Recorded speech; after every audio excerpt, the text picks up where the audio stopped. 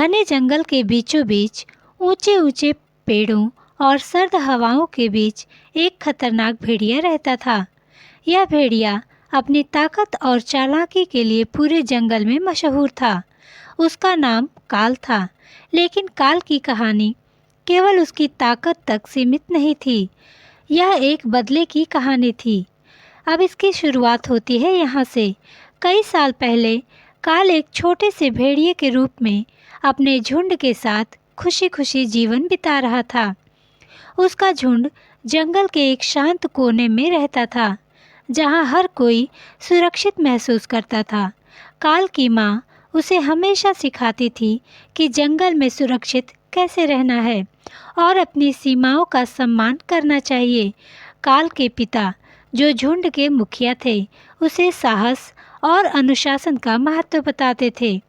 एक दिन जंगल में कुछ इंसान आए। वे जंगल के बीच में आग लगाकर शोर मचा रहे थे।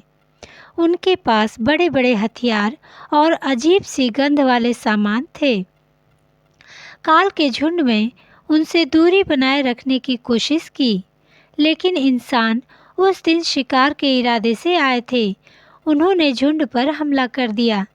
काल के पिता और माता झुंड के अन्य सदस्य अपनी पूरी ताकत से लड़ने की कोशिश कर रहे थे, लेकिन इंसानों के हथियारों के आगे वे बेबस थे।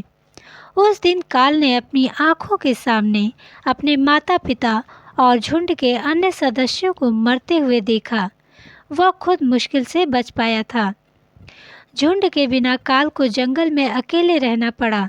उसने बड़ी कठिनाइयों का सामना किया।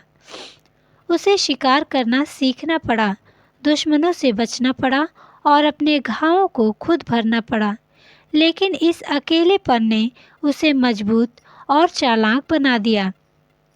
उसने जंगल के हर कोने को समझा, हर जानवर की आदतों को पहचाना और धीरे धीरे वह जंगल का सबसे खतरनाक शिकारी बन गया। काल के दिल में इंसानों के प्रति गुस्सा और बदले की भावना थी। उसने ठान लिया कि एक दिन वह उन इंसानों से बदला लेगा जिन्होंने उसके परिवार को मारा था। कई साल बाद वही इंसान फिर से जंगल में आए। इस बार वे अधिक संख्या में थे। उनके पास बड़े बड़े औजार थे। वे जंगल को काट कर साफ कर रहे थे और अपनी बस्तियां बसाने की तैयारी कर रहे थे। जंगल के जानवर डरे हुए थे। पेड़ों को काटा जा रहा था, नदियों को सुखा दिया गया था और कई जानवरों के रहने की जगह छीन ली गई थी। काल ने यह सब देखा और समझा कि इंसानों को रोकना जरूरी है। उसने अपनी ताकत और चालाकी का इस्तेमाल करके जंगल के अन्य जानवरों को इकट्ठा किया। उसने उन्हें समझाया कि अगर उन्होंने इंसानों के खिलाफ एकजुट होकर कदम नहीं उठाया तो उनका जंगल नष्ट हो जाएगा। काल ने अपनी योजना बनाई। उसने जंगल के सबसे ताकतवर जानवर को अपने साथ मिलाया। हाथी, बाघ, तेंदुआ, भालू और कई अन्य जानवरों ने काल का साथ देने का फैसला किया। उन्होंने इंसानों को डराने और जंगल से बाहर भगाने के लिए अलग अलग रणनीतियां बनाई। रात के अंधेरे में काल और उसकी टीम ने इंसानों के कैंप पर हमला किया। उन्होंने उनके औजार तोड़ दिए, खाने का सामान नष्ट कर दिया और उन्हें जंगल के अंदर गहराई तक भागने पर मजबूर कर दिया। इंसान डर गए, लेकिन उन्होंने हार नहीं मानी। इंसान फिर से लौटे, इस बार और भी बड़े हथियारों और गाड़ियों के साथ आए। यह काल और उसके साथियों के लिए सबसे बड़ी चुनौती थी, लेकिन काल ने हार मानने से इनकार कर दिया।